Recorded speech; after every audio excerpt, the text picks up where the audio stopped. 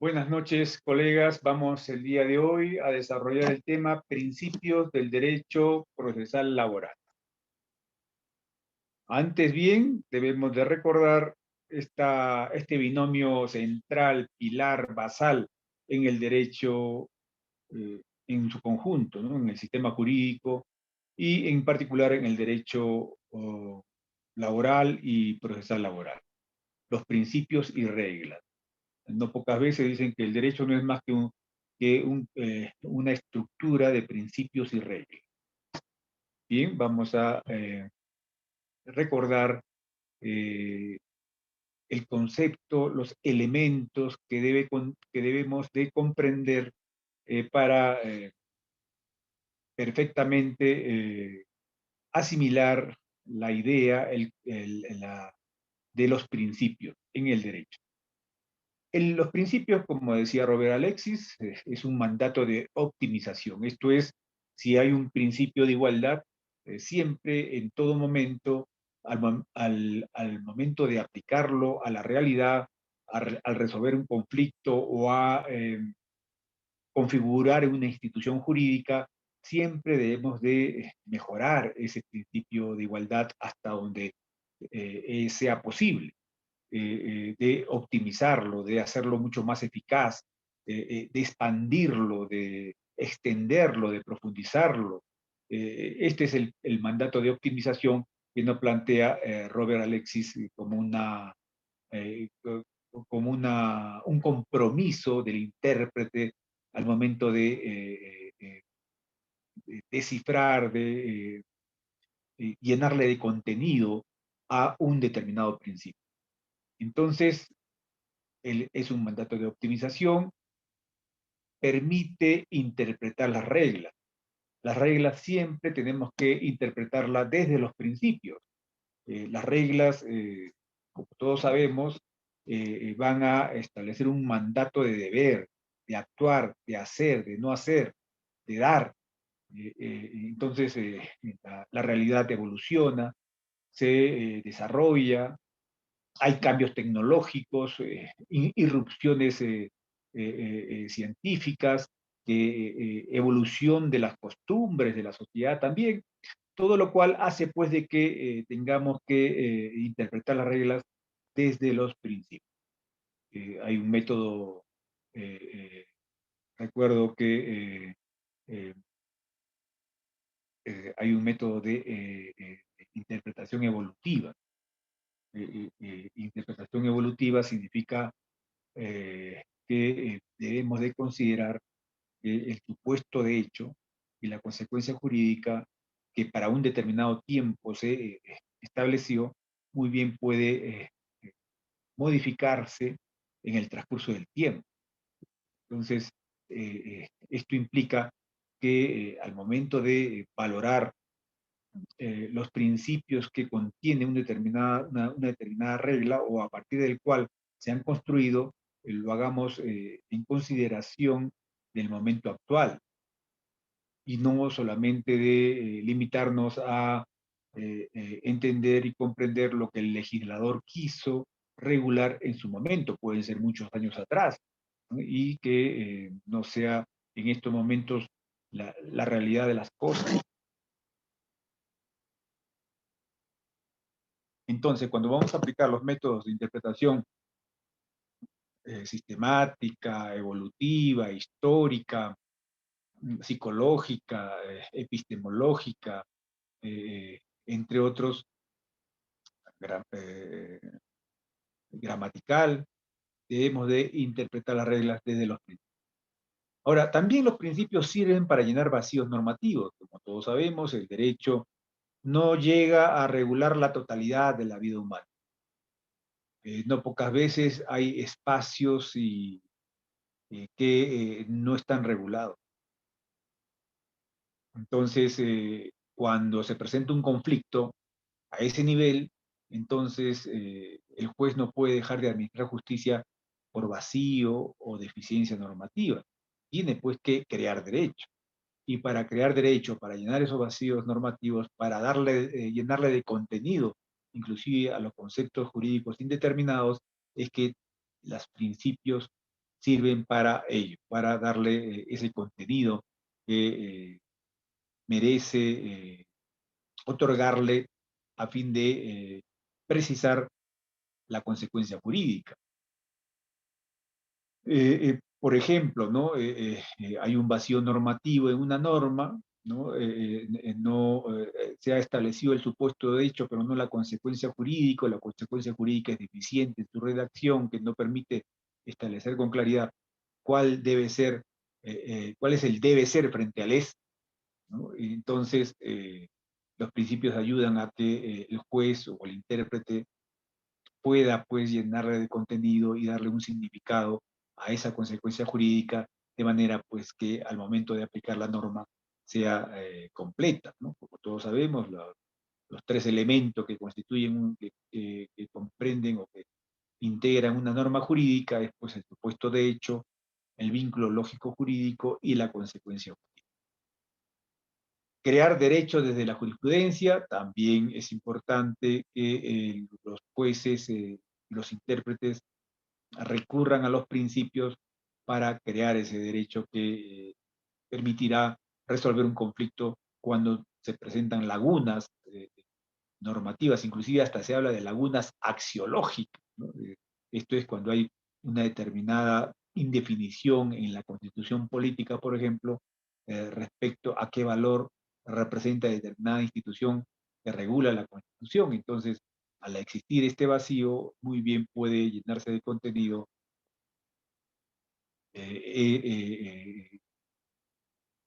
estableciendo pues el correcto sentido axiológico, principialista, que debe de regular, que debe de configurar una determinada institución jurídica. Es una directriz normativa para el legislador, evidentemente, cuando el legislador pretende establecer un proyecto de ley, presentar al Congreso para su aprobación, entonces tienes que estar conforme con la Constitución, tienes que estar de acuerdo con los principios. De lo contrario, una ley que se expida, que se publique y que esté en desacuerdo o en contradicción con la Constitución o con la Convención Interamericana de Derechos Humanos, por ejemplo, entonces los jueces muy bien pueden realizar el control difuso, ¿no? El control, el judicial review que viene de derecho anglosajón, ¿no? Recuerden ustedes la emblemática sentencia Marbury versus Johnson, de 1804, en Estados Unidos, en la que se le faculta a los jueces realizar un control judicial de las leyes. Entonces, si es que esta ley no ha obedecido a las directrices normativas de la Constitución, los principios han sido ignorados o salteados, o por el contrario, esta ley representa un antivalor constitucional, evidentemente que los jueces van a declarar la inconstitucionalidad de esa ley. También el control concentrado, como todos sabemos, lo realiza el Tribunal Constitucional. Ciertamente que planteada una acción de inconstitucionalidad o un amparo que sube al Tribunal Constitucional en la que se aplica un control de constitucionalidad de las leyes, el Tribunal Constitucional de manera concentrada muy bien puede resolver el caso, ¿no? Y expectorar del sistema jurídico aquella regla que contradice, contraviene, afecta o violenta principios constitucionales. Entonces, esta directriz normativa que tiene los principios, que no solamente son una luz que ilumina al legislador, al juez o al abogado o a la abogada, no. Los principios se aplican, ¿no? Tienen una eficacia normativa inmediata, no necesita una ley o una regla para poder eh, eh, llevarse a cabo, ¿no? Ya esa idea de que la Constitución es un texto de buenas intenciones y de buenos deseos, y que si no hay ley no se pueden, de desarrollo no se pueden aplicar esos principios, ya ha sido superado con esta nueva corriente del neoconstitucionalismo que nos eh, impele a la eficacia normativa de la Constitución como la máxima norma que regula todo un conjunto de reglas de un sistema jurídico determinado. Entonces, la directriz normativa para el legislador es uno de las funciones que contiene un principio. El juicio de ponderación de principios, también colegas, también este es un aporte de Robert Alexis, que nos señala, pues, en determinado conflicto jurídico intersubjetivo o frente a una incertidumbre jurídica que resolver, que despejar, también podemos encontrarnos con un choque de trenes, ¿no? Dos principios que colisionan entre sí. Por un lado, la parte demandante esgrime el principio de igualdad y por el otro lado, la parte demandada también esgrime el principio de seguridad jurídica, por ejemplo. ¿Cuál de ellos prima para resolver el conflicto? ¿Cuál de ellos se lleva las palmas y derrota al otro principio para hacer justicia y lograr la paz social? Entonces, el juicio de ponderación es, eh, eh, de principios, es pues una labor de argumentación que realizan los intérpretes jurídicos cuando de los principios se trata. Y todos sabemos que hay todo un test de proporcionalidad, de razonabilidad que debe de someterse una determinada regla o un determinado principio que, para el fin de establecer cuál de ellos debemos aplicar, ¿no? Ese test de adecuación, de necesidad, de proporcionalidad en sentido estricto. Es todo eh, un procedimiento que inclusive se consideran pesos, ¿no? Peso 1, peso 2, peso 3, cuando el determinado principio debe pesa más que el otro, ¿no? Entonces, esto, pues, colegas, ya merece una clase aparte de Derecho Constitucional. Más bien habría que animar aquí a nuestro buen amigo y gestor de este diplomado, un diplomado en Derecho Constitucional y Procesal Constitucional, que muy bien puede abordar toda una clase, no es más, sobre el juicio de ponderación. Se dice, pues, que la justicia tiene la espada y la balanza. La espada es el juicio de subsunción, esa verticalidad en cuanto a la premisa normativa, la premisa fáctica y el juicio de subsunción nos lleva a la conclusión que resuelve el caso, verticalmente como la espada.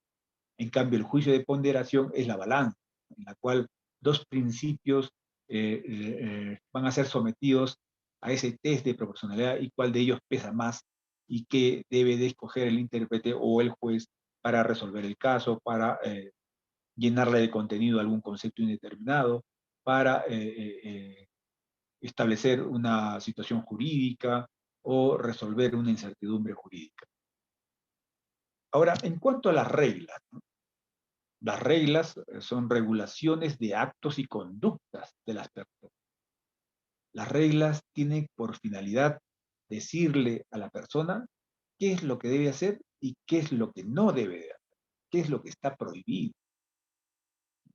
qué obligaciones de hacer, de no hacer, de dar, debe de considerar y debe de considerarlo como mandato de, de actuación en la vida en sociedad. Entonces, esta es la regulación de actos y conductas en cuanto a las reglas, y como todos sabemos, estas reglas están conformadas por estos tres elementos que les mencioné: el supuesto de hecho, el vínculo lógico-jurídico y la consecuencia jurídica.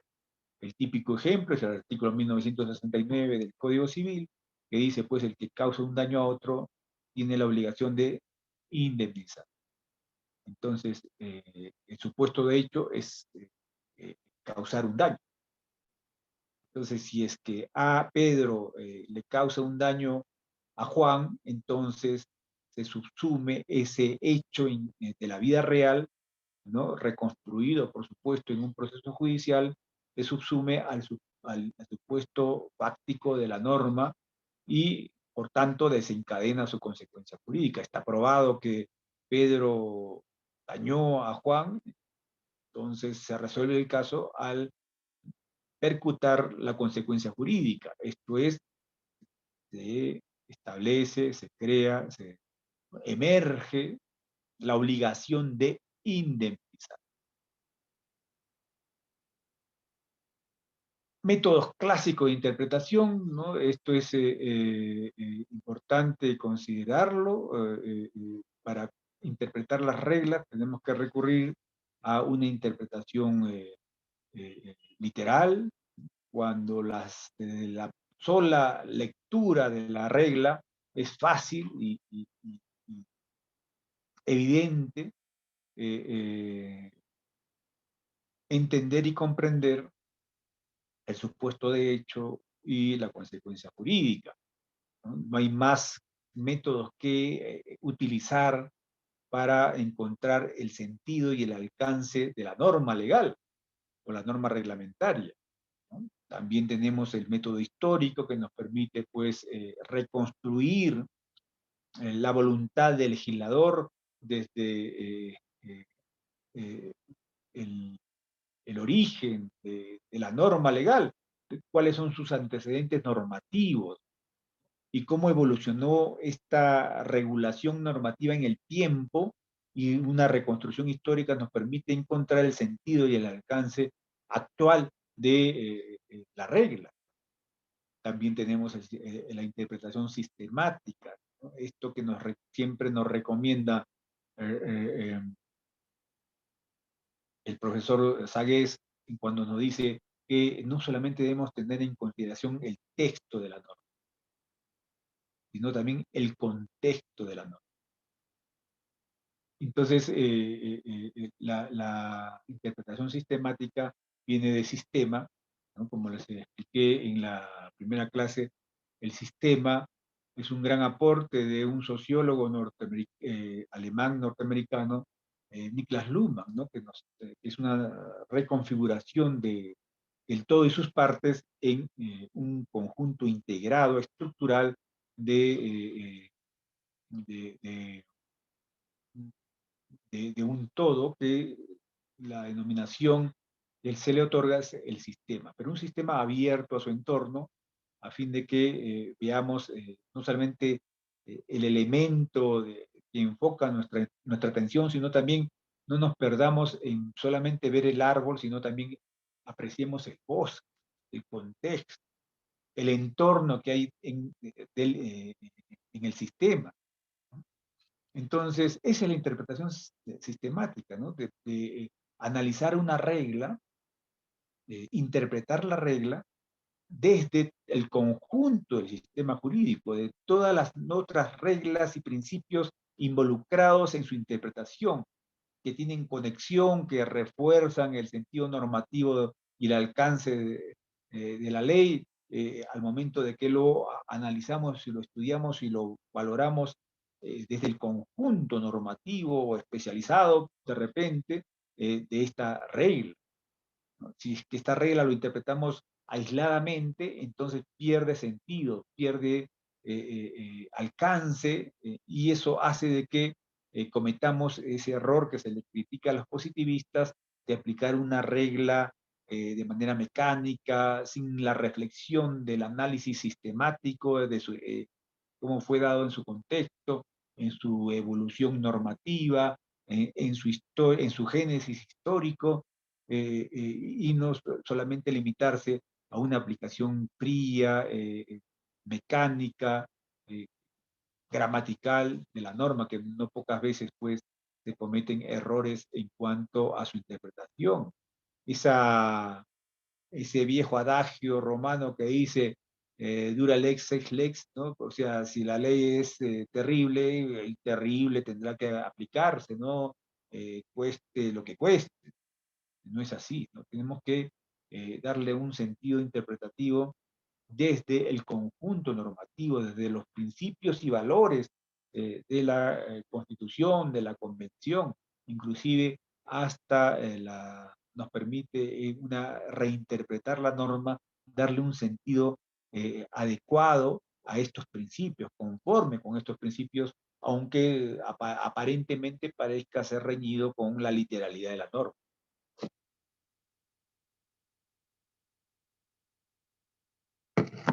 Sobre el particular, colegas, quisiera yo recordarles, acá hay un pleno, es interesante que ustedes lo conozcan. Este es el pleno supremo en lo constitucional y social, ¿no? Es el primer pleno que nos dice, pues, que los jueces pueden interpretar una norma y darle un sentido conforme con la Constitución, pero si es que esto ya es demasiado forzado, ya llega a un punto en el cual esta posibilidad resulta imposible, entonces no queda otra que recurrir al control difuso. El control difuso ya significa, pues, expectorar del sistema jurídico esa regla para el caso concreto. Y ante ese vacío, el juez o intérprete puede crear la regla para resolver el caso en particular. Esto es el que quería mencionar respecto a estos métodos clásicos de interpretación, ¿no? También hay los métodos modernos, constitucionales de interpretación, que les expliqué la vez pasada, referido pues a que debemos hacer una interpretación en concordancia práctica con todos los preceptos constitucionales. También se habla de la unidad de la Constitución y la aplicación inmediata de las normas constitucionales al caso concreto. Ya estas son normas de interpretación moderna desde la Constitución que merece ya una clase aparte. Y luego las reglas, interpretarlas desde los principios es fundamental, y las reglas se aplican en función al juicio de subsunción. El juicio de subsunción es aquel que permite comparar entre la regla y la realidad. Lo que sucede en la realidad es posible subsumirlo al supuesto de hecho normativo si es que encaja, si es que encuadra, ingresa este principio, ingresa este hecho probado al supuesto fáctico de la norma, entonces desencadena la consecuencia jurídica. Y ahí viene también el principio, la interpretación extensiva. La interpretación extensiva y subsidiaria, no pocas veces trata de que este supuesto de hecho se extienda a algo más, siempre que no haga perder también la naturaleza propia del supuesto normativo, ¿no? Se extiende para que pueda calzar ese hecho, ¿no? De manera pues que permita al juez o al intérprete desencadenar la consecuencia jurídica. Y luego tenemos la pirámide normativa de Kelsen, ¿no? El famoso libro La teoría pura del derecho nos explica que toda estructura normativa tiene un primer rango de normas convencionales y constitucionales, luego en segundo nivel las leyes orgánicas en primer grado, y en segundo grado las leyes generales. ¿Cuál es la diferencia? Que las leyes orgánicas requieren pues mayoría calificada para su aprobación. En cambio, las leyes simples, generales, necesitan solamente una aprobación por mayoría simple, ¿no? Entonces, de ahí la importancia de establecer estos grados de alcance normativo. Y finalmente tenemos los reglamentos, ¿no? Los reglamentos son los decretos supremos, y luego vienen las resoluciones ministeriales, las resoluciones directorales, que van regulando concretamente determinadas parcialidades de de la sociedad civil, y también las fuentes del derecho nos señalan pues la costumbre.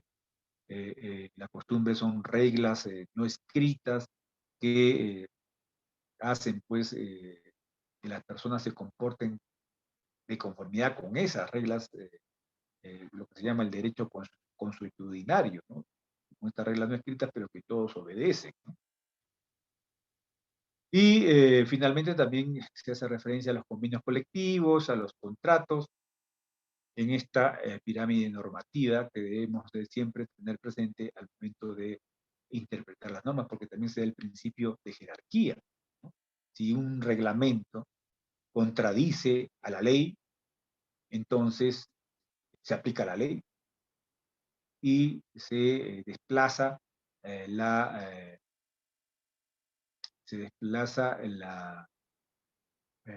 reglamento, ¿no? Artículo 138 de la Constitución, pueden encontrar ahí este principio de jerarquía normativa, que también ayuda a escoger la norma que corresponde aplicar al caso concreto. Y el control difuso de las leyes, de las reglas, también es posible que los reglamentos, los decretos supremos, sean sujeto de un control difuso, de un control de constitucionalidad, de legalidad, de un reglamento. Entonces, todo esto, este conjunto de elementos debemos tener muy presente al momento de que cuando queramos comprender la red. Y aquí tenemos dos tesis que es importante recordarlo. La tesis positivista, ¿no? No es posible por vía jurisprudencial inaplicar normas procesales, ampliar competencias, establecer nuevas reglas procesales o llenar vacíos normativos formales. Se basan en el principio de seguridad jurídica, principio de legalidad, principio de separación de poderes. O sea, podemos nosotros inaplicar una norma sustantiva, material. También podemos inaplicar una norma procesal. Podemos hacer una ponderación de principios procesales. Es posible que los jueces, ante un vacío normativo procesal, podamos crear derecho procesal. Esa es la gran discusión ahora, ¿no? Entonces, la tesis positivista nos va a decir, no, no es posible, ¿no? El juez estaría invadiendo los predios del Congreso, porque solamente el Congreso puede establecer leyes procesales, normas procesales, no así los jueces. Los jueces tienen que sujetarse a lo que aparece en el ordenamiento procesal, ¿no? Si este ordenamiento procesal es deficiente, bueno, pues qué pena, aplique usted la deficiencia. Así piensan los positivistas, ¿no?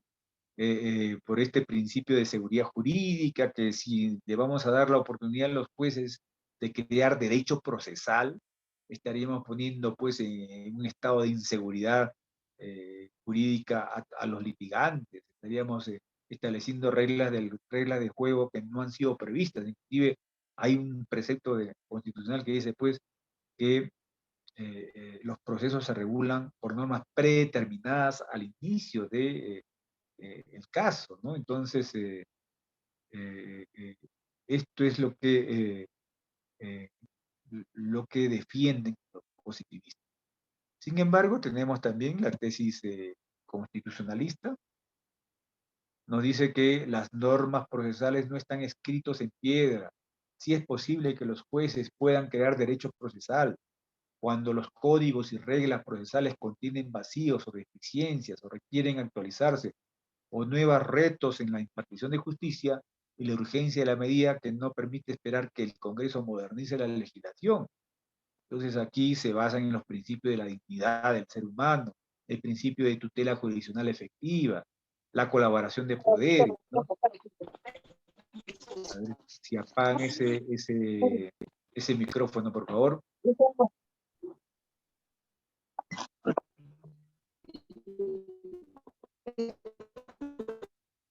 Pueden apagar el micrófono de Maritza, que ha dejado perdido su micrófono. Muy bien, seguimos entonces.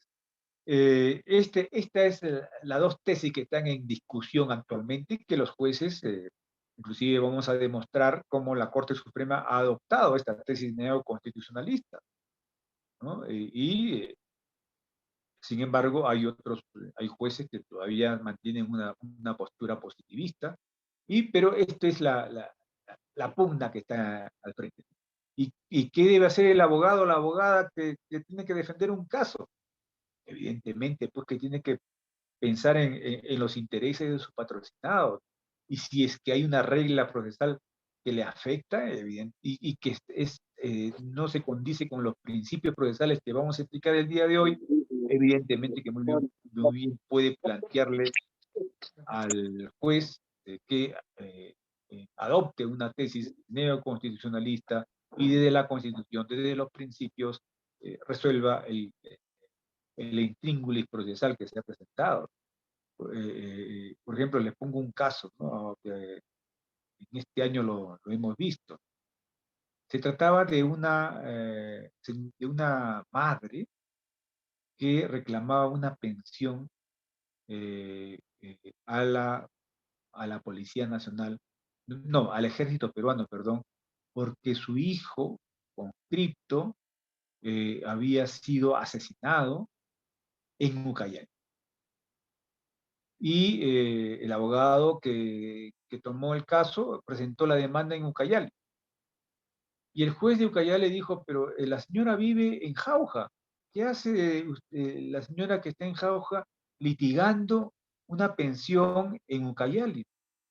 Entonces el juez tomó la decisión de remitir el expediente a la Corte de Junín para que lo conozca el juez de Jauja. Pero el juez de Jauja dice, un momentito, yo no soy competente porque el asesinato, los hechos se produjeron en Ucayali y no en Jauja. Y lo eleva en consulta a Misal, porque era un proceso contencioso administrativo. Y dos jueces de Misala dijeron, de acuerdo al Código Procesal Civil, señala que cuando hay una contienda de competencia entre distritos judiciales, lo resuelve la Corte Suprema. Y lo elevaron a la Corte Suprema. Y yo hice un voto en discordia. Les dije, pero colega, ¿qué va a decir la Corte Suprema? Si se trata de una viuda, perdón, de una madre que está reclamando una pensión, no está pidiendo que se investiguen los hechos del asesinato, no, está reclamando una pensión. Ya esos hechos ya fueron determinados en la vía correspondiente, ya se estableció que hubo un asesinato cuando uno de sus compañeros cometió esa barbaridad, ¿no? Pero lo que sucede es que el comando del ejército de ese lugar pretendió darle una justificación como que ese homicidio se cometió fuera del servicio, cuando fue dentro del servicio, ¿no? Entonces, está probado, quedó probado que fue dentro del servicio, pero el ejército peruano no quiso darle la pena. Entonces, yo le digo, pero que va, ya desde ese momento hasta la actualidad en la que presentó la demanda el abogado en Ucayali hasta que llegó el expediente a Junín, pasó un año. Un año de una madre que reclamaba y decía que le habían quitado a su hijo, le habían quitado la vida a su hijo de 20 años y que ella es una persona ya de la tercera edad, con enfermedades, y que es esperanzada en que su hijo lo iba a apoyar económicamente y que ante la muerte de su único hijo no tenía pues mayor ayuda económica y por lo que pedía la pensión de que de acuerdo a ley le corresponde pues a cuando fallece el conscripto durante el servicio, ¿no? El servicio militar. Entonces, yo le digo, pero colegas, y llevarlo a la Suprema, ¿cuánto tiempo va a pasar en la Suprema hasta que esta resuelva? ¿Por qué no le enviamos, resolvemos que quien debe de conocer es el juez de Jauja? Pero doctor Corrales, aquí la regla dice esto, ¿no? Pero ¿qué va a decir la Corte Suprema? si es de público conocimiento que en Jauja hay un cuartel del ejército peruano, o sea, está la parte demandada y está la parte demandante domiciliando en ese lugar, ¿no? ¿Por qué no facilitamos el acceso a la justicia? Entonces tuve que hacer mi voto en discordia, ¿no? Bueno, hasta ahora no se sabe cuánto tiempo estará en la Corte Suprema. Fíjense, ¿no? Una visión positivista. ¿Qué perjuicio le puede estar causando a esa madre que hasta ahora no encuentra justicia? ¿Qué es el dolor, el abandono? Cuando los jueces, muy bien, aplicando los principios y justificando bien, con una justificación reforzada, lo mandábamos a Java. ¿Quién se iba a molestar?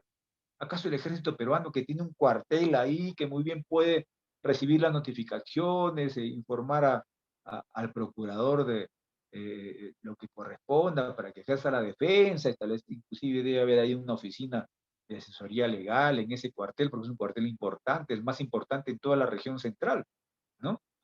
Entonces, evidentemente, pues que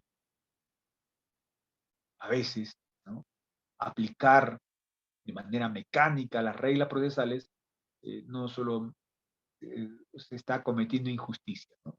Hace que se cometan injusticias, ¿no? Entonces, en ese sentido, la importancia que ustedes, colegas, cuando dominen esta teoría neoconstitucionalista en el derecho procesal laboral, para que al momento que ustedes tengan pues que eh, eh, argumentar ante el juez la necesidad de aplicar de crear regla procesal o de esa regla procesal darle un sentido más acorde a la justicia, más acorde a la equidad, ¿no? Más acorde a la defensa y a la eficacia de estos principios de tutela jurisdiccional efectiva, de debido proceso.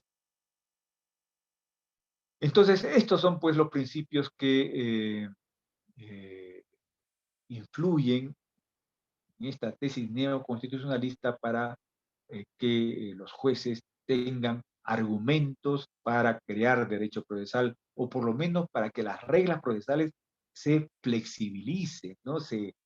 Con esta interpretación extensiva puedan aplicarse estos principios de elasticidad procesal, ¿no?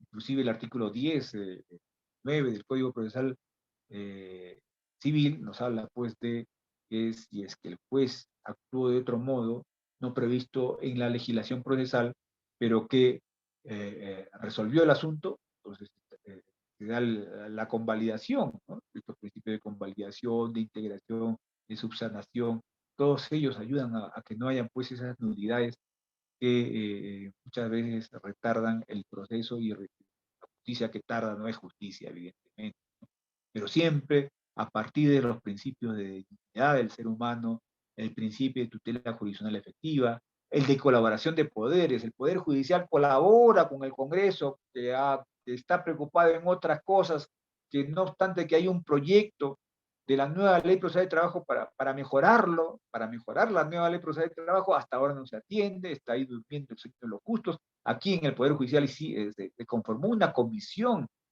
de reforma, de actualización, de mejora de la nueva ley procesal de trabajo, la ley 2949/7, y hasta ahora nuestro Congreso está preocupado pues en otros temas, ¿no? Que ya todos sabemos, pero no en actualizar la norma procesal. Entonces, el Poder Judicial tiene que colaborar con el Congreso frente a ese espacio, ese tiempo en la que no se actualizan las normas procesales. ¿Para qué?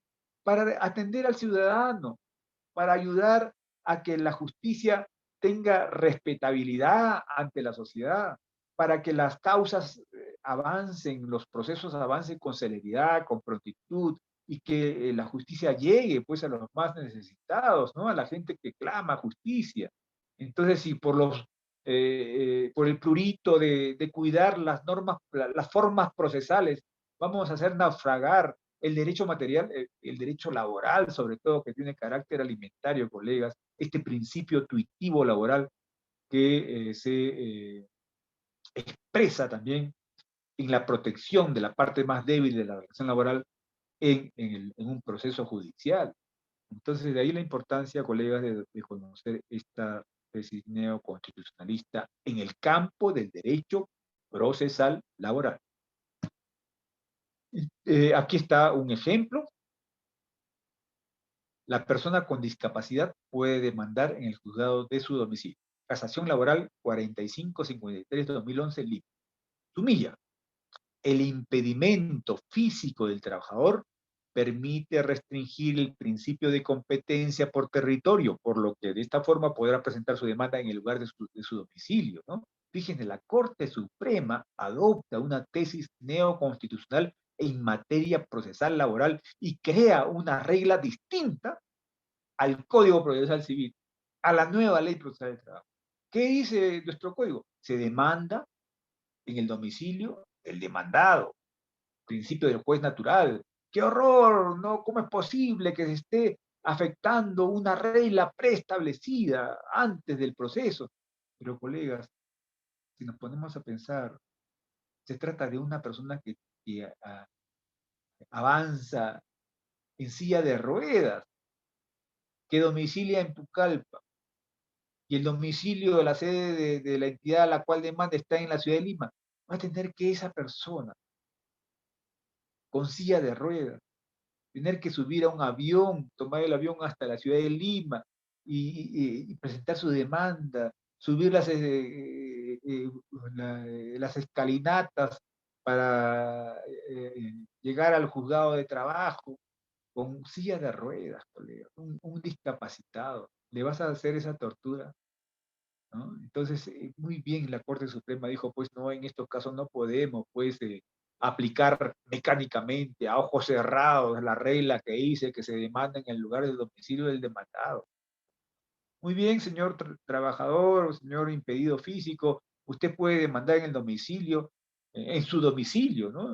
Demande usted en la ciudad de Pucallpa, ¿no? Ya está, se acabó, ¿no? Y que la entidad demandada, por ejemplo, la ONP, etcétera, ¿no? Si bien es cierto, tiene su domicilio principal en la ciudad de Lima, pero también puede tener una agencia, una oficina descentralizada y que envíe pues su procurador, que se apersone al proceso, ¿no? Y ya está, ¿no? Entonces, en ese sentido, creo yo, colegas, que fíjense que hay casos en los cuales merece, pues, que tengamos cierta flexibilidad, cierta ponderación y sindéresis al momento de impartir justicia. ¿No? No podemos ser mecánicos, dura lex lex y punto, ¿no?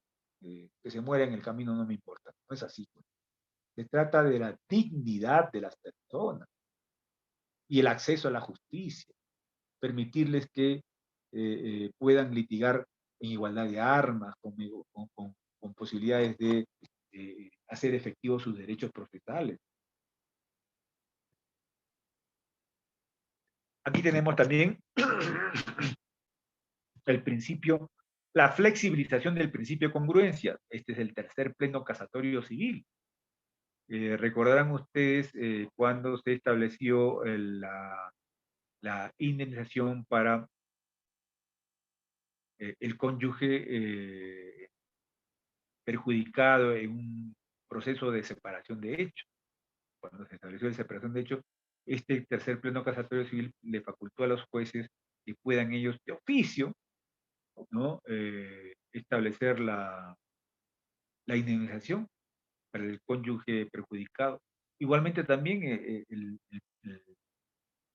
el quinto pleno supremo laboral ha establecido pues, que los jueces de oficio podemos establecer los daños punitivos, no hay necesidad que lo demande el trabajador, ¿no? Pero un horror, ¿cómo es posible que el juez de oficio, si no ha sido pretendido en la demanda, principio de congruencia, por favor, artículo 7º del Código Procesal Civil, el juez resuelve de acuerdo a lo demandado, pero esa es pues la expresión del neoconstitucionalismo en esta nueva visión del proceso judicial de optimizar los principios de tutela jurisdiccional efectiva, eh, estableciendo disposiciones razonables, evidentemente, racionales, que permitan pues hacer justicia al caso concreto.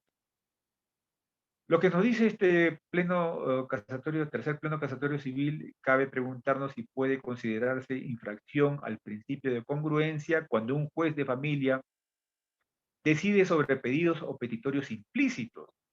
Para ello debemos partir de considerar el tipo de problema que se aborda en un proceso de familia, siendo muchos de ellos conflictos tan íntimos y personales que las partes se niegan a exponer libremente, ya sea por simple pudor o por desconocimiento de que este mecanismo está precisamente destinado a tutelar su derecho a la dignidad. En tal sentido, nos resulta lógico que al encontrarnos frente a un proceso tuitivo, no pueda permitirse la flexibilización del principio de congruencia al interior del proceso para efecto de revisar y dar solución al conflicto en sí mismo, independientemente de la forma o términos en los que se hubiera planteado la demanda. ¿Ya? Fíjense, desde hace más de 10 años atrás, este tercer pleno casatorio ya nos daba señales de esta posibilidad de poder flexibilizar el principio de congruencia. Igualmente también en plenos jurisdiccionales nacionales laborales han establecido que hay petitorios implícitos, ¿no? En el derecho laboral del trabajo, ¿no? En el derecho procesal, muy bien, procesal laboral, podemos considerar que hay petitorios implícitos que el juez muy bien puede resolver. La suplencia deficiente de oficio también.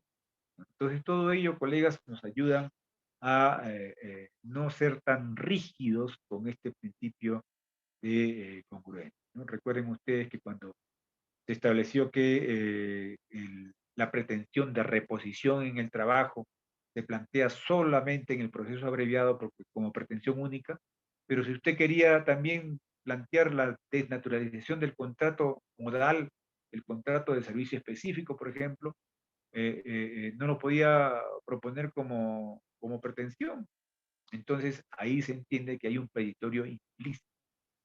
Si bien es cierto, la pretensión es única, reposición, pero del argumento de la demanda se establece pues que pide la reposición porque en realidad ese contrato de servicio específico, ese contrato modal, encubría una relación laboral a plazo indeterminado, porque no había causa objetiva que justifique la temporalidad de esa contratación. Entonces, fíjense cómo los jueces hemos tenido pues que establecer reglas procesales que lamentablemente pues nuestro Congreso no lo hace, pues, ¿no? Como le vuelvo a repetir, el mismo Poder Judicial, colegas, ha establecido hace 4 años atrás una comisión de reforma de la nueva ley procesal de trabajo para actualizarlo. Todo ese proyecto de ley se envió al Congreso y hasta ahora duerme el sueño de los justos. Así estamos, pero en fin, ahí estamos los jueces para hacer justicia, pese a que hay reglas procesales anquilosadas, que no responden a la realidad actual, etcétera, ¿no? Desde los principios, ¿no? Bien, ahora vamos a desarrollar los principios procesales laborales. Fíjese, son 11 principios, colegas, ¿ah? El principio inquisitivo, dispositivo atenuado también se llama, principio de gratuidad, principio de veracidad, de la inversión de la carga de la prueba, de la irrenunciabilidad de derechos, el indubio prooperario, de inmediatez, protector, principio protector en la esfera procesal, principio de razonabilidad, como les mencioné en la primera clase, el principio de razonabilidad atraviesa todas las instituciones procesales, laborales y materiales. El debido proceso y la tutela jurisdiccional y principios operacionales, ¿no? Pero doctor, aquí no está el principio de economía procesal, el de celeridad tampoco. Esos principios se denominan principios operacionales. Al final lo vamos a ver. Muy bien, comenzamos entonces con el principio procesales laborales, principio inquisitivo. Recuerden ustedes, hay dos grandes modelos en el mundo. El modelo de la justicia inquisitiva y el modelo de la justicia adversarial. El modelo de la justicia inquisitiva corresponde al modelo europeo continental. Viene desde la Edad Media, desde la Santa Inquisición, recuerden ustedes, por eso viene el término inquisitivo, ¿no? En que los tribunales eclesiásticos eran jueces profesionales quienes ejercían y administraban justicia. y lo hacían de manera pretoriana, esto es, que inclusive utilizaban medios de prueba terribles, ¿no? Como las ordalías, esto es, que el monje, ¿no? que era el juez de ese tribunal, del Santo Oficio, por ejemplo, ¿no? Sometía a una prueba terrible al procesado. Le decía, miren, vamos a hacer la prueba de Dios. Si usted, al momento de poner la mano en el fuego, no se quema, quiere decir que Dios está con usted, usted tiene la razón, le damos, lo absolvemos. Pero si se le quema la mano, entonces usted es culpable. Y la tortura era aceptado como un medio de prueba, colega. Ese era el método inquisitivo, que claro, por supuesto, ha ido, y era el proceso era escrito, ¿no? Y los escribanos de la época de las cortes reales, eh, ha ido mejorando, evolucionando con mejores garantías, ¿no? El garantismo ha ido conquistando un proceso judicial con un conjunto de garantías procesales para evitar pues este tipo de injusticias que había en el pasado. Y el otro modelo adversarial es el que corresponde al modelo anglosajón en Inglaterra, que se desarrolló en Inglaterra y se ha mantenido en sus colonias, en la que el juez es, no interviene, no participa del proceso como sí sucede en el proceso inquisitivo, ¿no? Sino que se mantiene neutral y que solamente escucha a las partes, al demandante, al demandado, y va a tomar una decisión. No pocas veces es el jurado el que toma la decisión central de que si es culpable o no lo es, y el juez ya le da dirige el proceso y le da una eh, establece la pena. Entonces, nuestro proceso laboral, colegas, está regido por el principio inquisitivo. Este proceso también adversarial se llama dispositivo porque las partes son las que disponen cómo debe de avanzar el proceso. El juez no, el juez tiene que ser neutral y solamente ser un sujeto pasivo que va a escuchar a las partes. En cambio, el principio inquisitivo no, el principio inquisitivo, el juez es un líder en el proceso, participa eh, con un activismo procesal que inclusive está dotado de la prueba de oficio, ¿no? De la interrogación directa a las partes, etc. Es por eso que el tercer artículo del título preliminar de la nueva ley procesal del trabajo señala, los jueces laborales tienen un rol protagónico en el desarrollo y el impulso del proceso. Por eso que tenemos las siguientes facultades. Una de ellas, la primera de ellas que vamos a estudiar es la facultad de fallo ultra petita. Este es el principio de la flexibilización del principio de congruencia, ¿no? El artículo 31 de la nueva ley procesal de trabajo, el juez puede disponer el pago de sumas mayores a las demandadas si apareciere error en el cálculo de los derechos demandados o error en la invocación de las normas aplicables. Entonces, usted presenta su demanda y se equivoca pues en liquidar las gratificaciones legales y establece una cantidad menor, el juez le da, y usted tiene la razón, el juez le crea fundada su pretensión de gratificaciones legales, pero en cuanto al monto, le sube a la cantidad exacta conforme a lo que establece la ley, ¿no? Le corrige al abogado el error que pudo haber cometido en números, ¿no? Eso está permitido por la facultad de fallo ultra petita, ¿no? No olvidemos que los tipos de fallo eh, que pueden afectar el principio de congruencia son el ultrapetita, el extrapetita, el citrapetita, ¿no? El infrapetita. El infrapetita es cuando el juez resuelve menos de lo pedido. El extrapetita cuando el juez resuelve fuera de lo pedido, ¿no? El citrapetita cuando el juez resuelve sin motivación. Y el ultrapetita es cuando resuelve por demás, por encima de lo que ha demandado, cuantitativamente, no en cuanto a las pretensiones en sí. Por ejemplo, si usted pide una reposición, el juez no puede emitir un fallo extra petita, reposición más beneficios sociales. Oiga, pero si no ha demandado beneficios sociales, ¿cómo usted le va a dar en la sentencia beneficios sociales? Ah, no, pues porque yo soy protector, no, también hay que cuidar, ¿no? Que no podemos transgredir así tan gravemente el debido proceso. Entonces, lo que sí estamos autorizados los jueces es el ultra petita, o sea, en la cantidad, no en la calidad de la pretensión, sino en la cantidad. Bien, luego también estamos autorizados, colegas, en cuanto al abandono en el proceso laboral. El artículo 30 de la nueva ley procesal de trabajo establece que se declara el abandono transcurrido 4 meses de inactividad. En la segunda oportunidad que la parte demandada lo solicite, pues en la primera el demandante puede oponerse, salvo que no absuelve el traslado. Entonces, si el abogado y el demandante se desapareció, porque sucede, pues, ¿no? El abogado o la abogada tiene un patrocinado, ha iniciado un proceso de reposición o de beneficios sociales y se desaparece, pues, el patrocinado, ¿no? No se sabe de él, ¿no? Pero aparece, pues, por el quinto mes. Pero como eso en la primera oportunidad, puede uno oponerse si la parte demandada pide que se declare el abandono del proceso y decir, un momentito, tuve este problema, no pude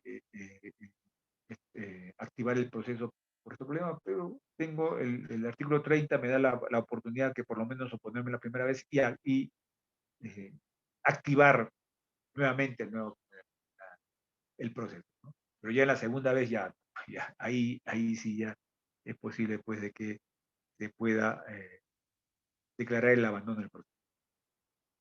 Pero esto es como, vean ustedes, el principio intuitivo laboral se expresa en la protección del trabajador, por lo menos en esta primera oportunidad.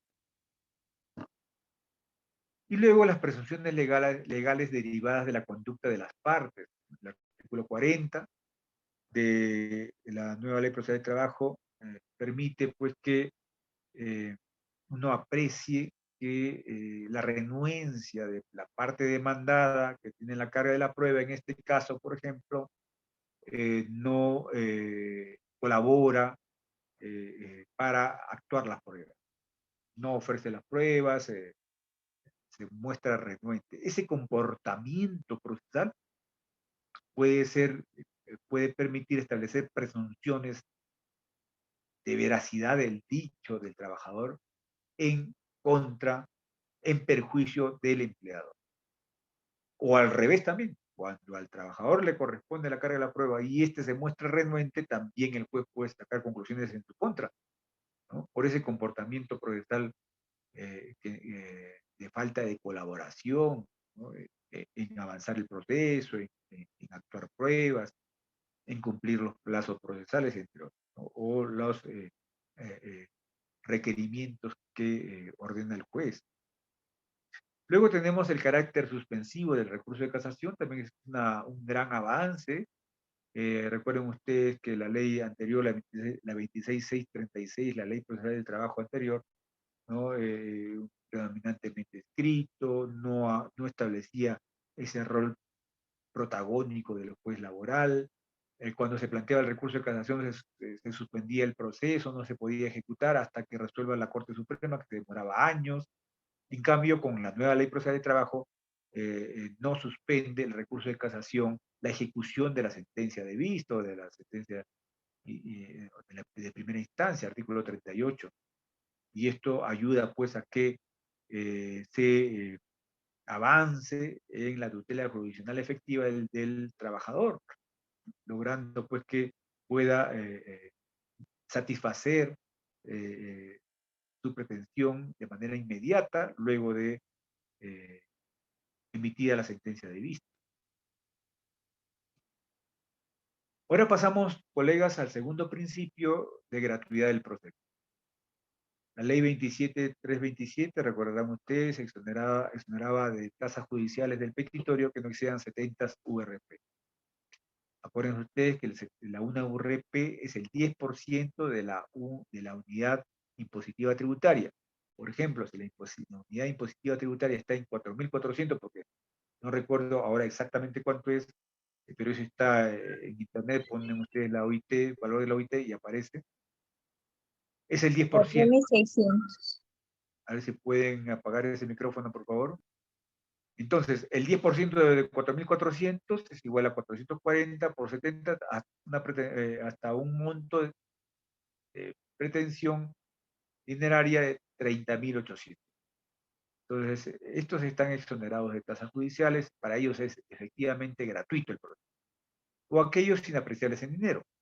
Por encima de los 30.800 se paga el 50% del costo de la tasa judicial.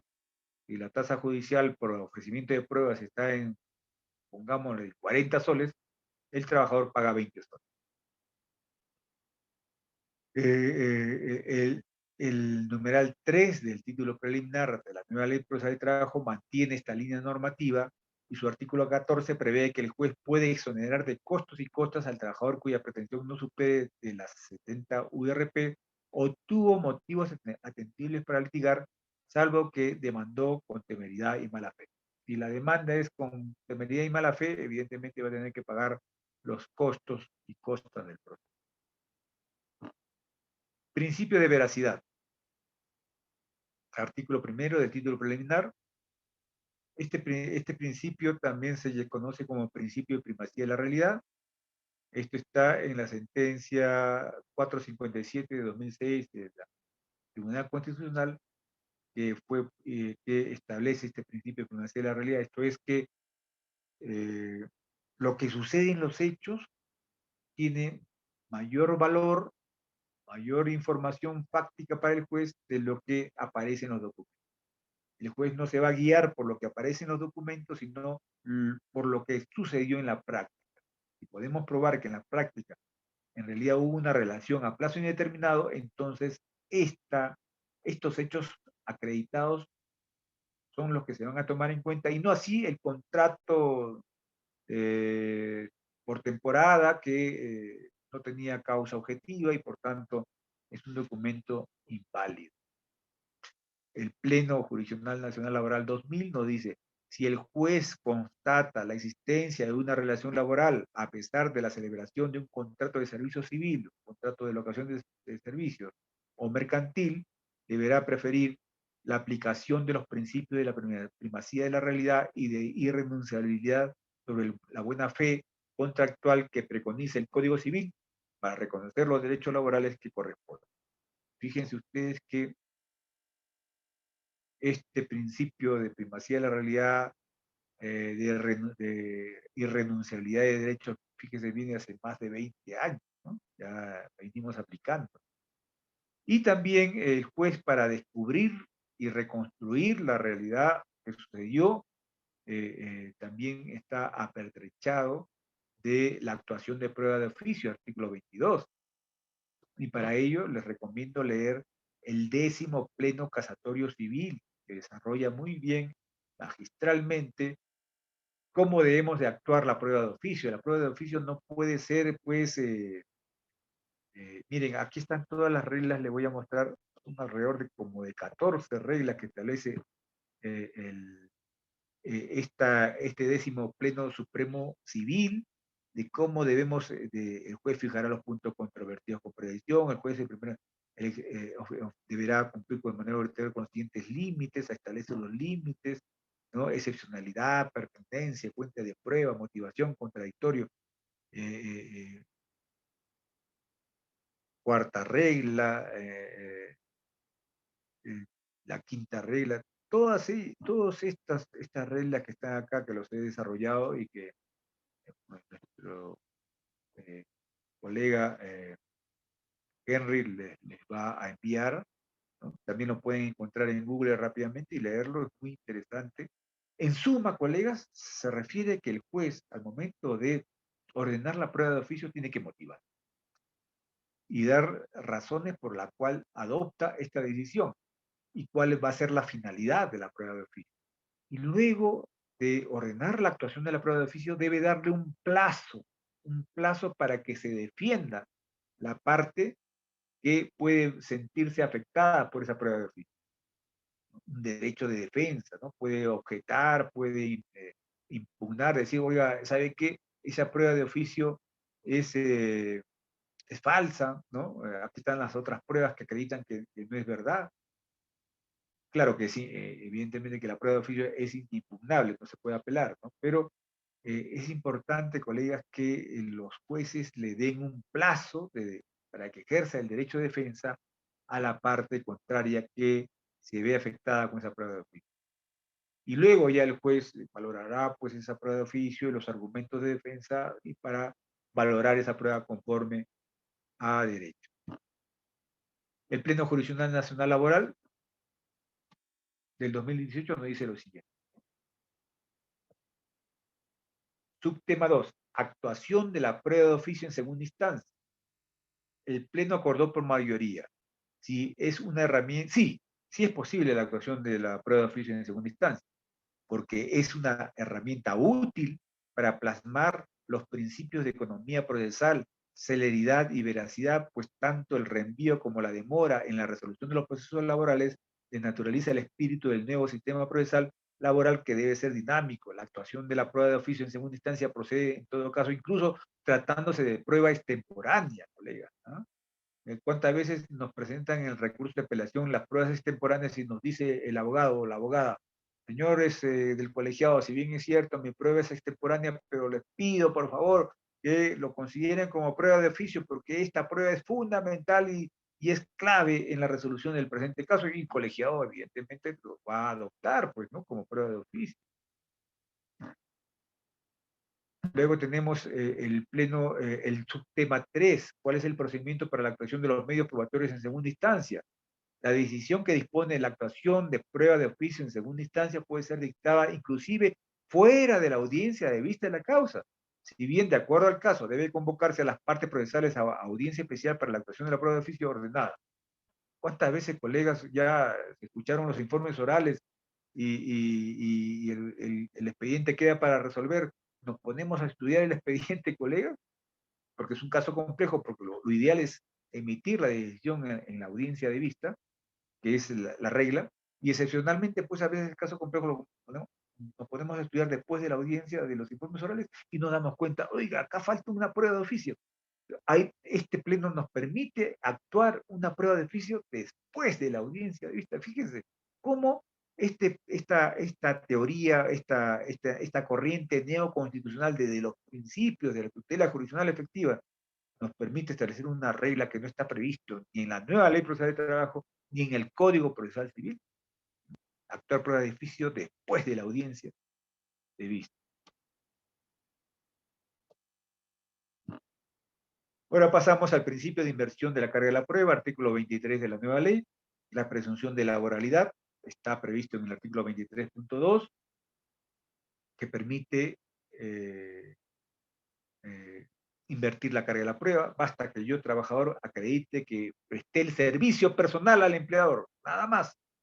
El empleador tendrá que demostrar que no hubo contrato de trabajo, que no hubo subordinación. La carga de la prueba en los procesos de nulidad de despido, también, ¿no? Los trabajadores pueden presentar indicios, pero quien debe asumir la carga de la prueba es el empleado. La prueba por indicios y la presunción judicial está previsto en el artículo 23.5 de la nueva ley procesal de trabajo. Porque, ¿qué sucede, colegas? De acuerdo también a la teoría de la prueba dinámica. ¿Quién está en mejores condiciones de probar? ¿El trabajador o el empleador?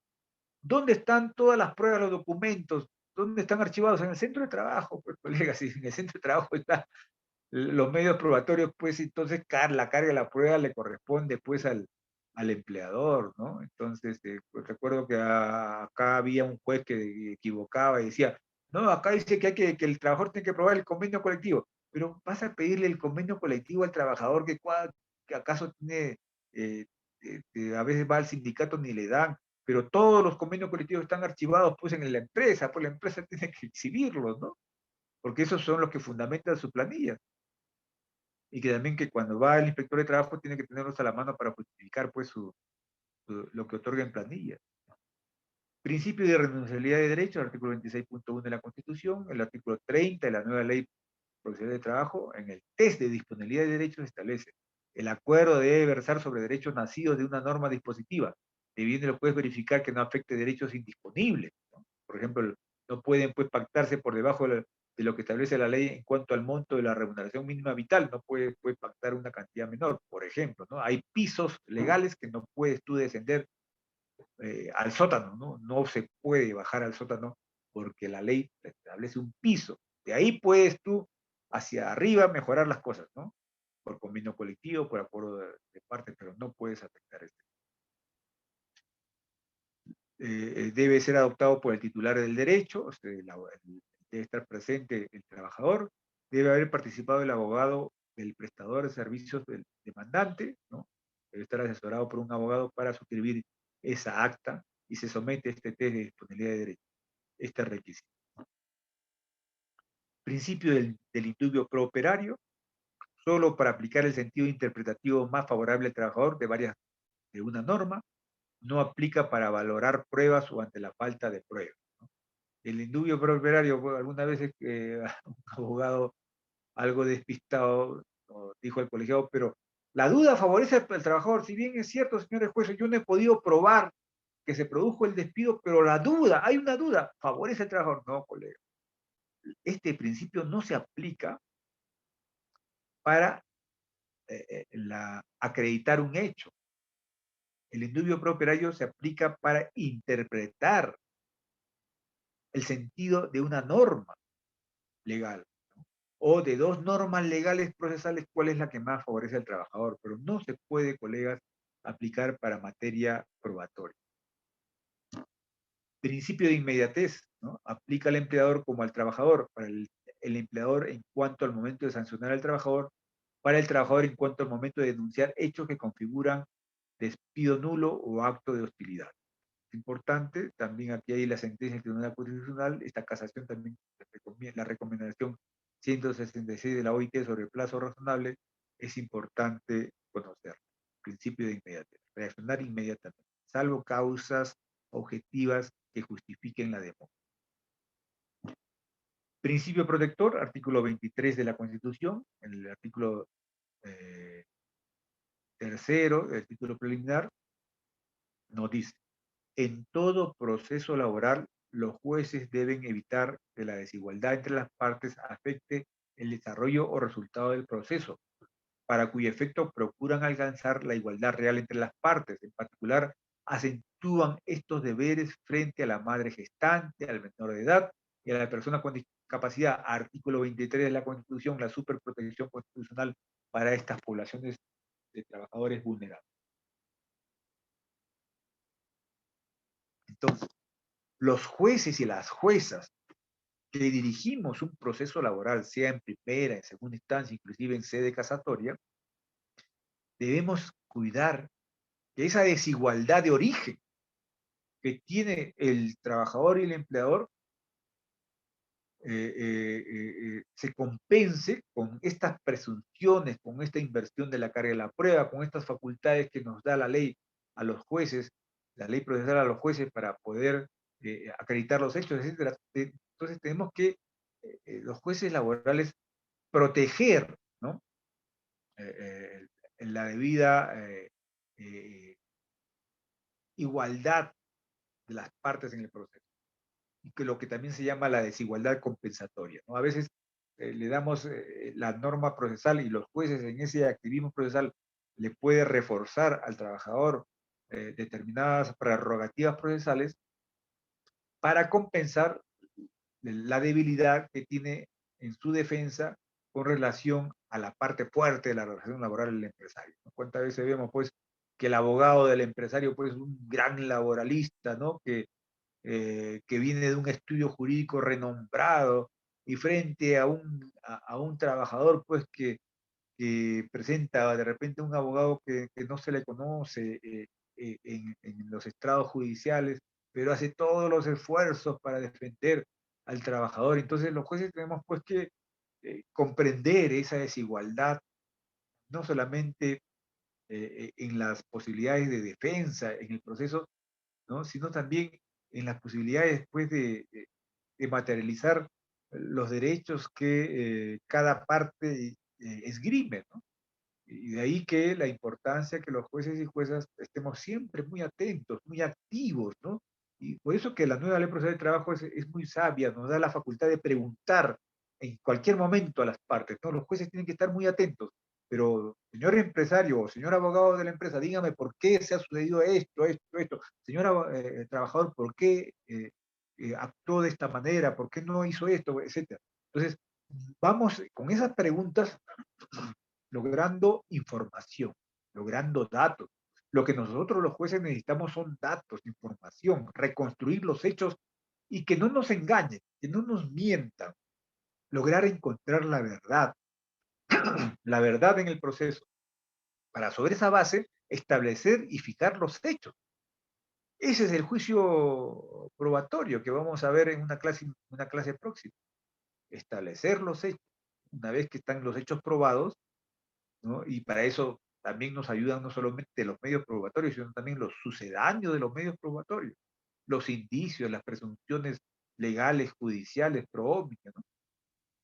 Y establecidos los hechos, ya podemos hacer la operación de sustitución, ¿no? Y desencadenar la consecuencia jurídica, ¿no? El despido se cometió inconstitucionalmente, en consecuencia, el empleador está obligado a reponer al trabajador. Entonces, este es pues el principio protector que debe de expresarse en el ámbito procesal. Luego aquí tenemos el principio de razonabilidad, artículo 200 de la Constitución. El artículo 200 de la Constitución, si ustedes lo leen, solamente hace referencia a una razonabilidad y proporcionalidad al momento de declarar el estado de emergencia, pero de ahí se ha establecido que este principio de razonabilidad y proporcionalidad aplicado para ese caso en particular muy bien puede generalizarse para todo el andamiaje jurídico de nuestro país, ¿no? Principio de razonabilidad y proporcionalidad. Lo más cercano a la justicia y lo más alejado a la arbitrariedad, ¿no? Sí, lo más cercano de la justicia y lo más alejado, pues, de la arbitrariedad, ¿no? Entonces, ese es el principio de razonabilidad, expresar razones, justificación, explicaciones por las que la medida adoptada supera el test de proporcionalidad, ¿no? Que fue adecuada la medida, que fue necesaria y que fue proporcional en sentido estricto. Entonces, hay un test de razonabilidad, de proporcionalidad, que siempre debemos de someter todas las decisiones que adopta el empleador frente al trabajador, o también del trabajador frente al empleador. Todo esto ayuda a que podamos nosotros tomar una decisión justa. El artículo 3 del título preliminar también lo establece, ¿no? La decisión del juez o de las partes, lo más cercano a la justicia, lo más alejado de la arbitrariedad. En la sanción del trabajador también tiene que haber razonabilidad, proporcionalidad. No podemos aplicar una sanción grave frente a una falta leve. El jus variandi también, ¿no? Cuando modificamos las relaciones laborales, tiene que haber razonabilidad y proporcionalidad. No podemos cambiar a un trabajador de Pucallpa a Moyobamba porque se me ocurre. Pero oiga, usted está afectando a la unidad familiar, etc. Tiene que haber causa objetiva que justifique esa decisión, no puede ser arbitrario. En la cuantificación del daño moral a la persona, los daños punitivos, en los accidentes de trabajo también. El debido proceso y tutela jurisdiccional, ¿no? El debido proceso y tutela jurisdiccional, colegas, ¿no? Estos son dos principios que se refuerzan mutuamente, que se articulan. No podemos apreciar estos dos principios de manera disgregada, como si fuese que una va por un carril distinto del otro. No, siempre van articulados, siempre van imbricados, debido proceso y tutela jurisdiccional, porque a partir de estos dos principios, que en realidad es una sola medalla con dos caras, podemos desarrollar todos los demás instituciones, ¿no? El derecho de acción, el acceso a la justicia, derecho de defensa, derecho a probar, derecho al contradictorio, derecho a una sentencia fundada en derecho, derecho a la pluralidad de instancias, derecho de impugnación, derecho a la efectividad de las resoluciones judiciales, y que la sentencia no solamente sea un bonito documento que podemos ponerlo en un pergamino en la pared, sino que también sea eficaz, eficiente, efectivo, que permita que el derecho se concretice en una obligación de dar, de hacer, de no hacer por parte del empleador y que satisfaga y lo disfrute el trabajador, ¿no? Que ha logrado, pues, por ejemplo, cobrar ya una, un monto dinerario en la ventanilla del Banco de la Nación, ¿no? De la consignación que pudo haber realizado el empleador. O sea, ya ver, pues, concretizada la justicia, ¿no? Que la justicia no solamente sea lírica, sino sea real, efectiva, que permita apreciar por parte del trabajador el fruto del esfuerzo, ¿no? De su abogado y de él en todo un largo proceso judicial.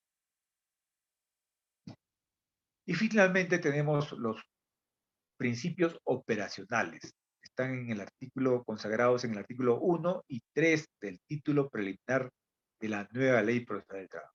Estos son inmediación, oralidad, concentración, celeridad, economía procesal, favorecimiento del proceso. Inmediación, ¿no? Ahora que se desarrollan las audiencias virtuales, se dice que las audiencias virtuales no permite que la inmediación se produzca.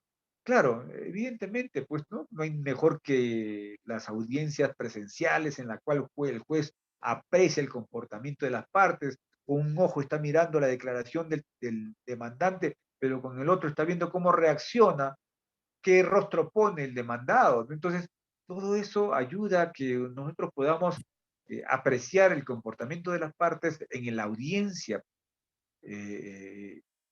porque, colegas, no olvidemos que las ciencias de la lingüística nos dice pues que alrededor del 80% del mensaje que envía el emisor, ¿no? Al momento de que una persona emite su mensaje, 20% eso es la palabra oral, pero el 80% son los gestos, ¿no? La forma como lo dice, la intensidad de la voz, etcétera. Si bien es cierto, esto está mediatizado con las audiencias virtuales, pero no eliminado completamente, ¿no? Las audiencias virtuales también permite poder apreciar de cerca cuáles son eh, el rostro, los gestos que hace el declarante. La oralidad, evidentemente, pues, inclusive hasta ahora el proceso civil se ha copiado del proceso laboral de la nueva ley procesal de trabajo para también impulsar la oralidad. Eso ayuda a la velocidad, a hacer más ágil el proceso, más rápido, ¿no? La concentración, evidentemente, colegas, que cuanto más se concentre la actuación de la prueba, el juez puede tener una visión holística, una visión general, una visión comprensiva del material probatorio. La concentración tiene esa virtud de que las pruebas no se actúan por separado, en audiencias distintas, sino en una sola audiencia, de un solo golpe todo, el juez tiene toda la información para reconstruir los hechos rápidamente en ese momento y valorarlos, ¿no? Valorarlos y ya ir redactando su sentencia. Por eso que al final de la audiencia única o de la audiencia de juzgamiento, ya el juez emite su veredicto, ¿no? Y ya posteriormente tendrá 5 días para ya escribir y justificar su decisión. Celeridad. Esto es lo que siempre los jueces laborales tenemos que cuidar, la celeridad, porque, colegas, están de por medio del pan de cada día del trabajador, el carácter alimentario, la pretensión, no solamente de beneficios sociales, sino también la reposición, pues porque si no se repone el trabajador prontamente, ¿de dónde va a conseguir pues el sustento diario si no trabaja?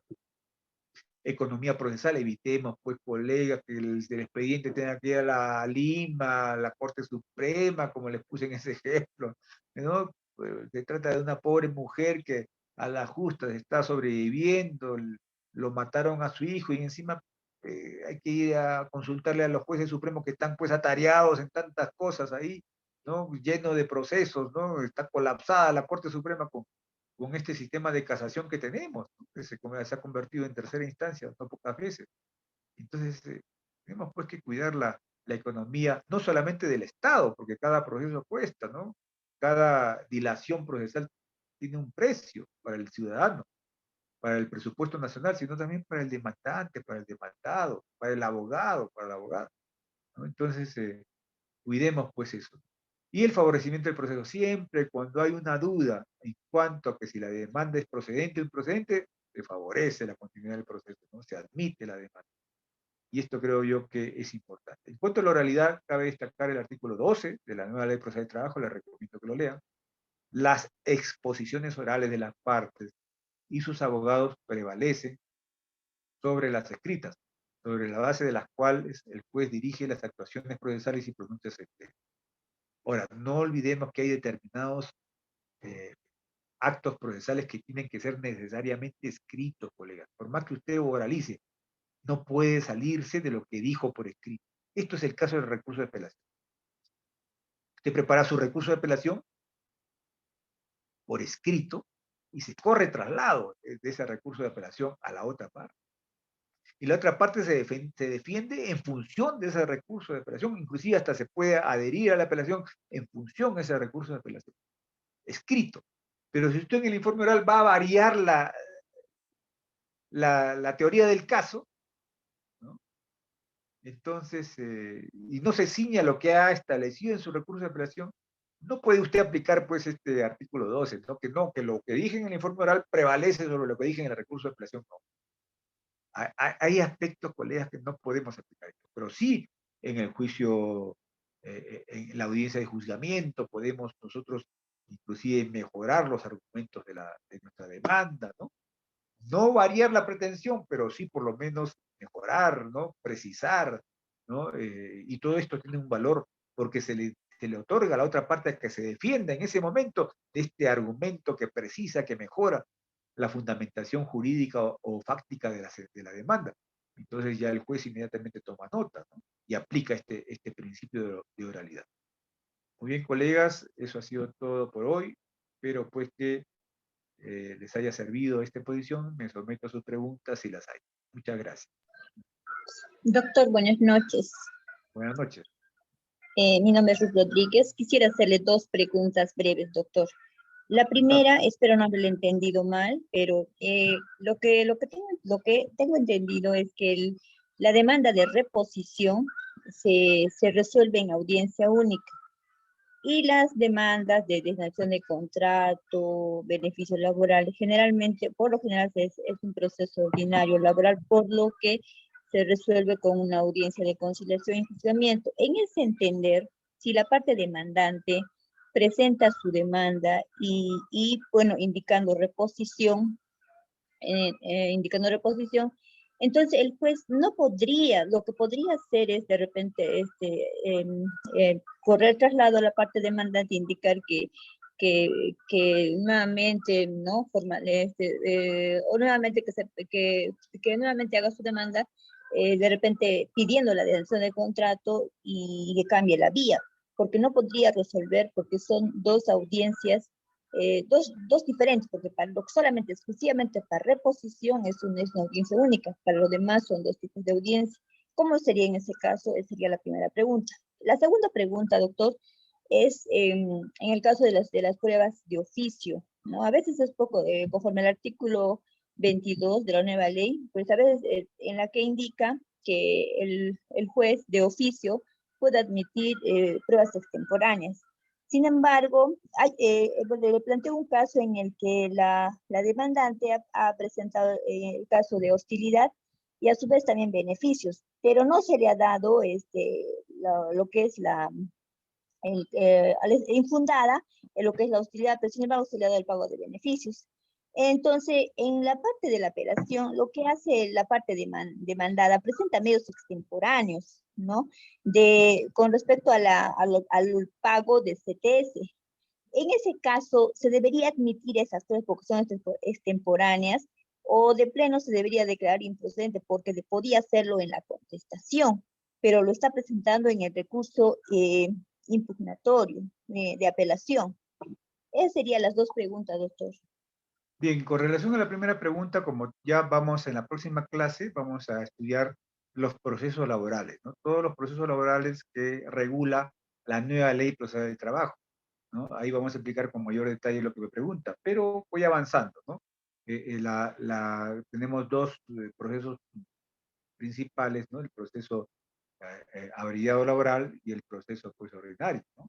Entonces, el proceso ordinario tiene dos audiencias, como usted muy bien ha señalado, la audiencia de conciliación y la audiencia de juzgamiento. Y el proceso abreviado laboral solamente tiene una sola audiencia única y que la pretensión de reposición se plantea en el proceso abreviado laboral, ¿no?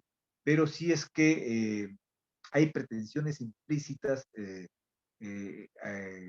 tienen relación con la reposición, muy bien pueden considerarse como premisas para resolver la reposición. Eso lo estableció un pleno que ya lo vamos a estudiar también una clase final, le vamos a estudiar todos los plenos, ¿no? Entonces, esto es posible. Pero si es que el abogado equivoca, por ejemplo, ¿no? Plantea su pedido de reposición, pero también aparece por ahí beneficios sociales, entonces ya pues son dos pretensiones distintas, ¿no? Entonces ya eso, el juez tiene que recalificar calificar la demanda y señalar porque la vía de oficio, ¿no? El juez puede reconducir la vía y decirle al trabajador, oiga, su demanda se va a conocer en el proceso ordinario laboral. Esa es la facultad que tiene el juez como director del proceso, ¿no? Ese protagonismo de cuidar el debido proceso y entonces puede reconducirlo a la vía del proceso ordinario laboral.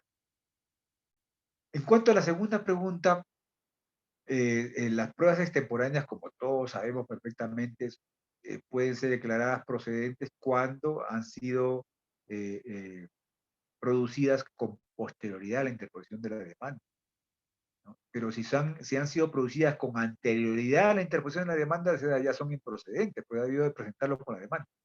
Pero si tienen una incidencia significativa en el proceso, muy bien puede pedir al colegiado en su recurso de apelación que lo actúe como prueba de oficio, ¿no? Entonces, salvado el problema. Pero si no lo pide y el colegiado considera que no merece actuarse como prueba de oficio, evidentemente esas pruebas extemporáneas van a ser declaradas improcedentes por el colegiado. Bien, ¿alguna otra pregunta más? Pero doctor, quien está pidiendo quien está dando las pruebas de juicio de la parte demandada, como si bien usted lo indicó, donde se encuentra todos los medios probatorios, donde se encuentra la carga de la prueba es justamente en el empleador. Entonces, ¿por qué no lo presentó en la contestación de la demanda? Si él tiene todo el material, ¿por qué lo está haciendo al final? Claro, pero ¿qué sucede? Que el colegiado puede declarar improcedente, pues esa prueba extemporánea, si ha sido emitida, si ya estaba producida con anterioridad a la interposición, a la contestación de la demanda, en este caso que es la demandada. Entonces, pero inclusive puede actuar como prueba de oficio, no obstante que ha sido presentada por la parte demandada. Esto está en su facultad, ¿no? Pero tiene que fundamentar, tiene que motivar, establecer la finalidad, la importancia de esa prueba extemporánea ahora actuada como prueba de oficio y otorgarle un plazo de defensa respecto a esa prueba a la parte demandante. En todo Bien, caso, todo se correría traslado a la parte demandante y se le otorgaría un plazo para que pueda claro, hacer en la audiencia de vista, tendría que hacer su defensa prácticamente. así es, así Algo es. así.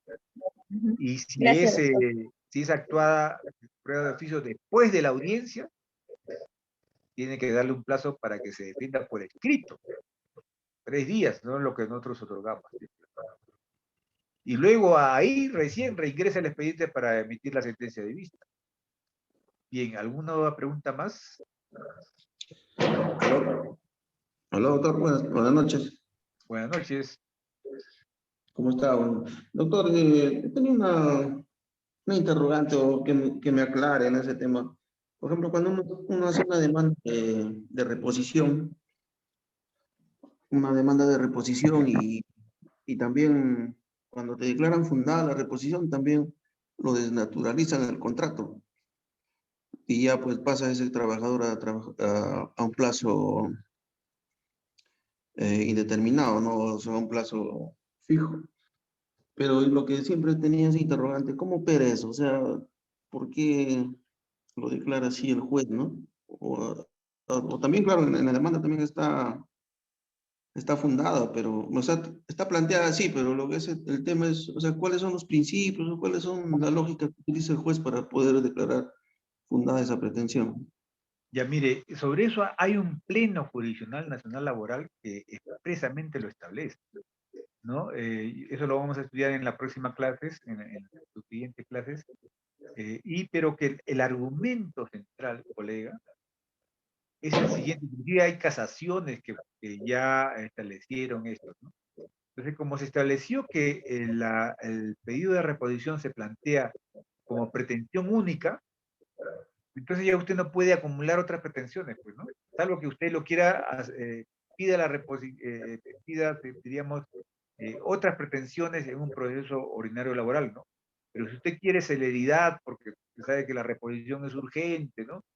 Entonces como pretensión única. Pero la argumentación en los fundamentos de hecho está referido a que esta persona ingresó a trabajar con un contrato de servicio específico, desnaturalizado porque no hay causa objetiva de temporalidad, que se dedicaba a hacer labores vinculadas a la actividad principal de la empresa, labores permanentes, y que en realidad este contrato a plazo fijo, el contrato sujeto a modalidad, encubría una relación laboral a plazo indeterminado. Y como ya había pasado más de 3 meses, y sucede que lo despiden alegando de que ha concluido el plazo del contrato, porque el contrato se celebró solamente por 8 meses, ¿no? Entonces ya concluyó el contrato y lo despiden, pero lo cesan indicándole que ya concluyó su contrato, pero en realidad no ha concluido el contrato porque ese contrato es inválido.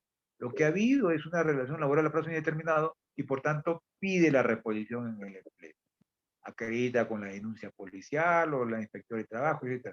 Entonces, premisa para amparar la pretensión de reposición es desnaturalización del contrato.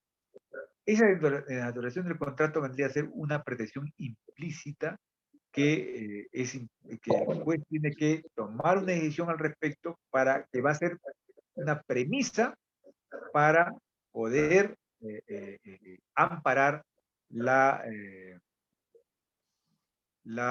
pretensión de reposición. ¿En qué principio se encuentra esto?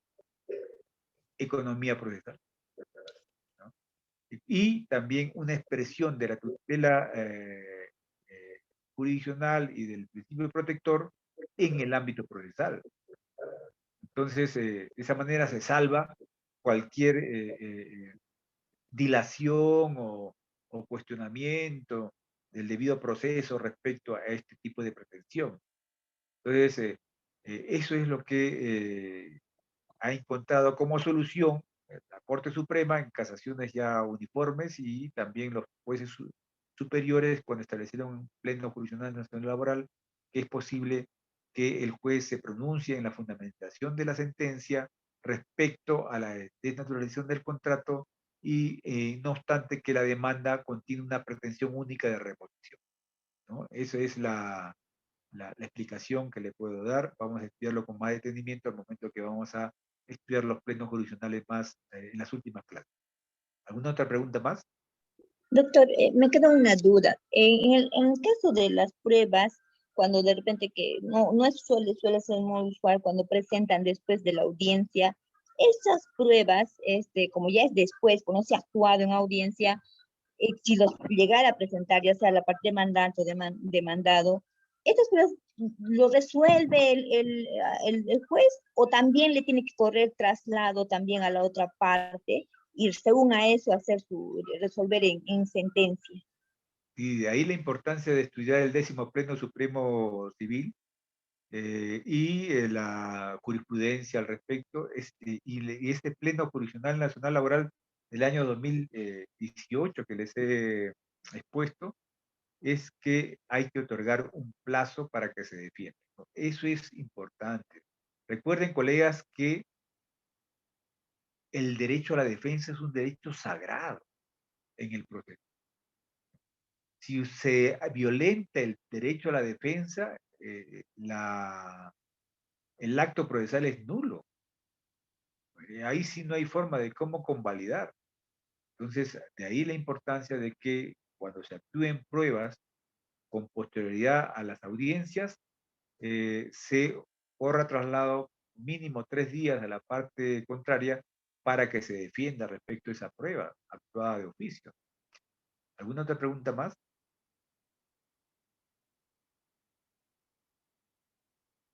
Bien, no habiendo más preguntas, colegas, muchas gracias por su atención. Nos vemos el día viernes a las 8 de la noche para tratar el siguiente tema. Doctor Ricardo. Buenas noches con todos. Gracias.